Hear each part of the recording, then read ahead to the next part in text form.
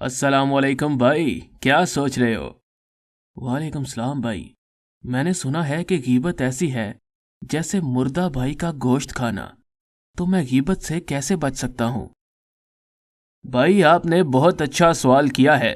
कुरान में अल्लाह ने ईमान वालों की 90 से जायद जिम्मेदारियां बयान की हैं, जिन पर अमल करके वो मुस्लिम और मोमिन बनते हैं। और उनमें से एक अमल गीबत करने से बचना है, जैसा कि सूरत नंबर 49 आयत नंबर 12 में बयान किया गया है।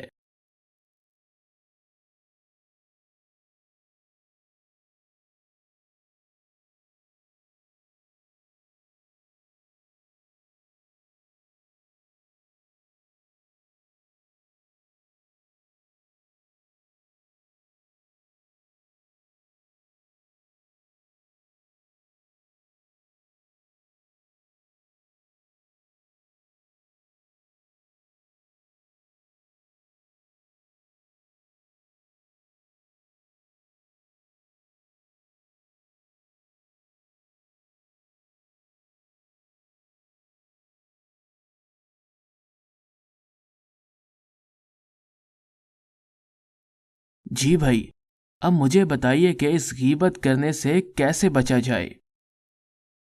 भाई, गीबत करने से बचने का तरीका अल्लाह ने इसी आयत में बताया है। वो कैसे, जरा समझाइए। भाई, पहले इस आयत को दोबारा देखें तो आपको गीबत तक पहुंचने का अमल दिखेगा।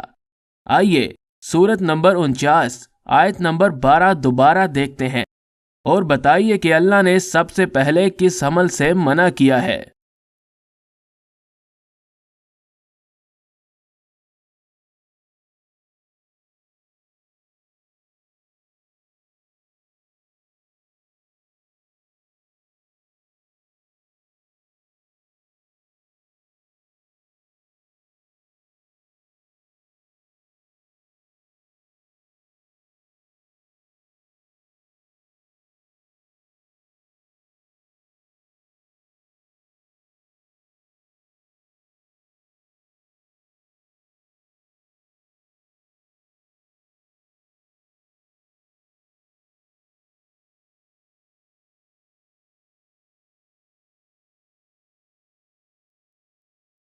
इस आयत के मुताबिक सबसे पहले अल्लाह ने हमें बुरे गुमान करने से मना किया है। ये गुमान करना क्या होता है? भाई, गुमान करने के मानी है किसी शख्स या वाकया के बारे में कोई ख्याली तसव्वुर कायम करना। देखिए, जब आप किसी शख्स या मामले के मुतालिक सुनते हैं या देखते हैं, मसलन कोई शख्स देर से घर आता है या तैयार होकर कहीं जाता है या कोई नई चीज खरीदता है या फोन पर किसी से बात कर रहा होता है या शादी से इनकार कर रहा होता है या किसी के साथ कहीं सफर कर रहा होता है, तो आपका दिमाग इस मालूमात पर एक सही या गलत तसव्वुर कायम कर लेता है और अक्सर ये तसव्वुर गलत होते हैं और तसव्वुर करने वाले की शख्सियत के मुताबिक होते हैं। मसलन जो लोग खुद बुरे होते हैं वो दूसरों को अक्सर बुरा गुमान करते हैं और जो लोग खुद अच्छे होते हैं वो दूसरों को भी अच्छा गुमान करते हैं। तो मेरे भाई, अच्छा गुमान करना तो अच्छा अमल है, मगर बुरा गुमान करना अक्सर गुनाह होता है। इसीलिए अल्लाह ने बुरा गुमान करने से मना फरमाया है। अब आप बताइए कि इस आयत के मुताबिक हम गुमान करने के बाद दूसरा अमल क्या करते हैं।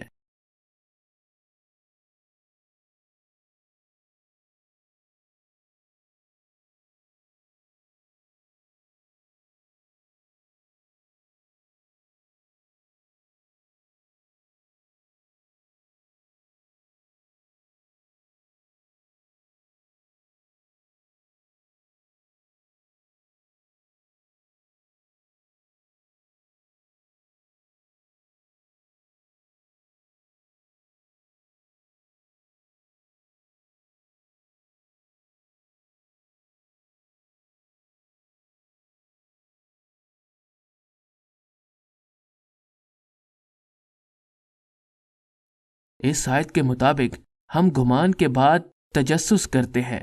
ये तजस्सुस क्या होता है?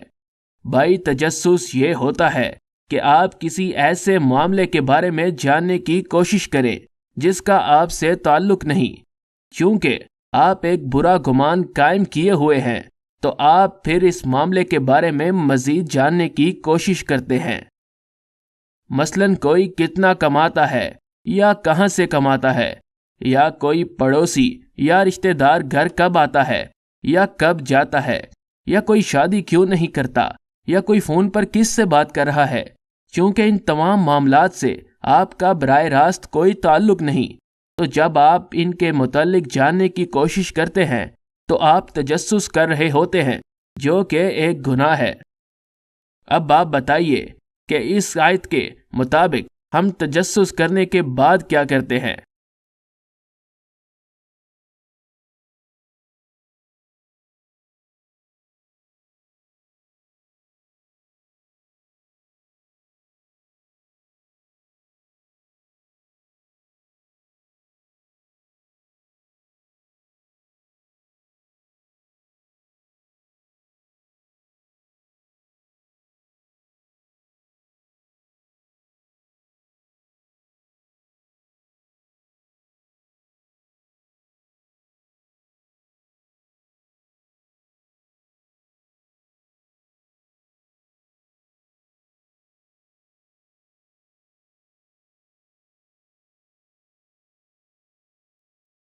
اس آیت کے مطابق تو ہم تجسس کرنے کے بعد غیبت کرتے ہیں۔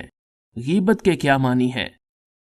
بھائی، غیبت کے معنی کسی کی غیر موجودگی میں اس کی برائی کرنے کے ہیں۔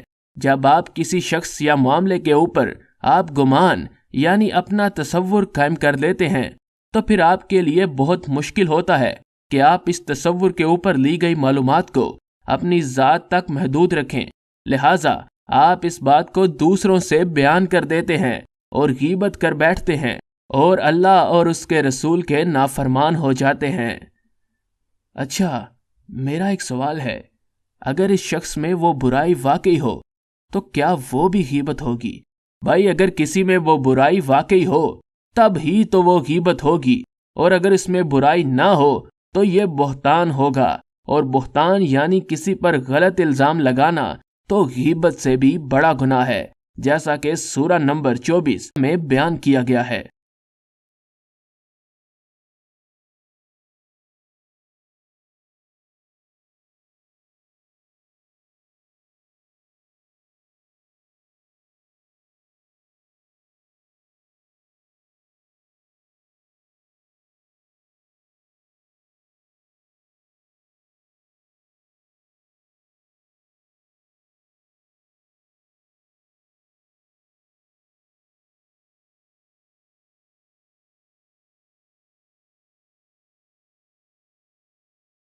یا اللہ، بھائی مجھے تو علم ہی نہیں تھا کہ کسی پر غلط الزام لگانا بہت بڑا گناہ ہے، اور لوگ تو اکثر کسی کے بھی کردار پر الزام لگا دیتے ہیں۔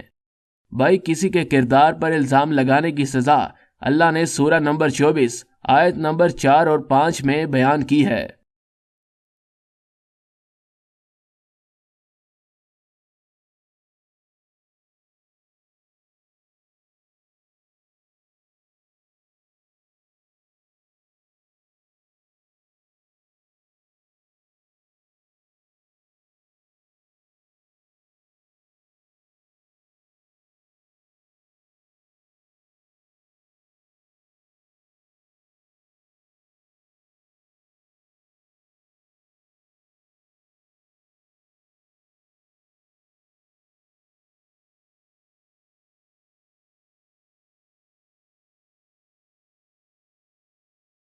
اچھا بھائی، اگر کسی کے پیٹھ پیچھے یعنی غیر موجودگی میں برائی کرنا گناہ ہے تو کیا ہم اس کے سامنے دوسروں سے اس کی برائی کر سکتے ہیں؟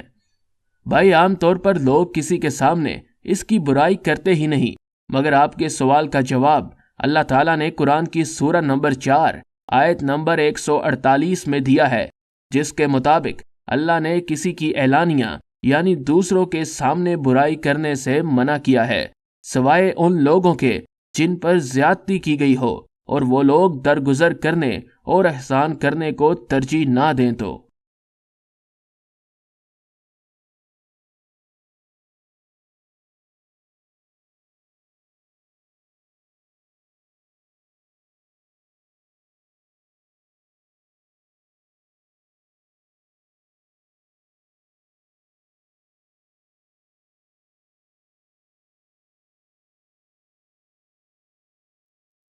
یا اللہ، تو اس کا مطلب یہ ہوا کہ ہمیں کسی کی بھی برائی نہیں کرنی چاہیے، وہ برائی اس کے اندر موجود ہو یا نہیں۔ یقیناً میرے بھائی، یاد رکھنا کہ غیبت شروع ہوتی ہے کسی کے حالات یا معاملات پر برے گمان یعنی غلط سوچنے سے، اور اگر آپ اچھی سوچ رکھیں اور اپنے کام سے کام رکھیں تو وہ آپ کے اور دوسروں کے لیے زیادہ بہتر ہے۔ بھائی ایک آخری سوال ہے کہ اگر کوئی اور ہم سے کسی کی غیبت کر رہا ہو تو ہمیں کیا کرنا چاہیے؟ بھائی جب کوئی کسی کی غیبت کرتا ہے تو اللہ کے احکامات کا انکار یعنی آیات کے ساتھ کفر کرتا ہے، یعنی جانتے بوجھتے اپنے عمل کے ذریعے اللہ اور رسول اللہ صلی اللہ علیہ وآلہ وسلم کے احکامات کا مذاق اڑاتا ہے۔ تو آپ کی پہلی ذمہ داری تو یہ ہے کہ ان کو آیت بتا کر روکیں، اور اگر یہ نہ کر سکیں تو دیکھیں اللہ نے سورہ نمبر 4 اور آیت نمبر 140 میں کیا حکم دیا ہے۔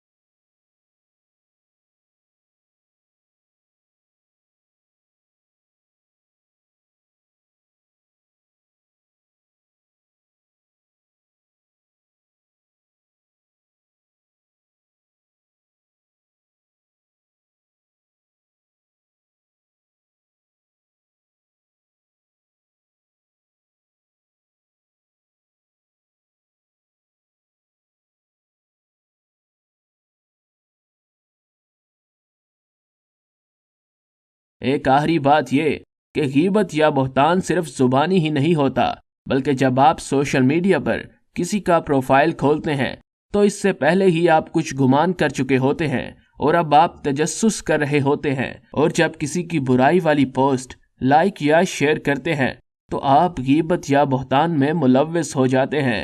اور اگر آپ یہ سمجھتے ہیں کہ آپ کسی کے ساتھ ہوئی زیادتی پر آواز اٹھا رہے ہیں تو یاد رکھیے گا کہ کوئی بھی سنی سنائی بات بغیر تصدیق کے آگے بڑھانا گناہ ہے، جیسا کہ سورہ نمبر 49 اور آیت نمبر 6 میں بیان کیا گیا ہے۔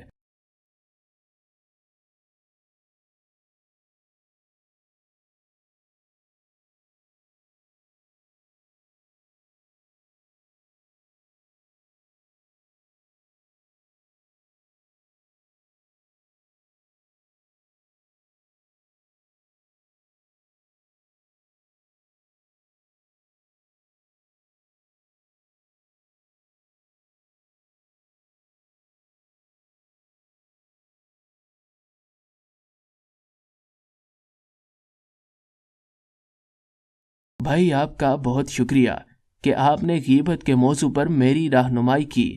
اب میں یہ اللہ کی تصدیق شدہ احکامات زیادہ سے زیادہ لوگوں تک پہنچاؤں گا۔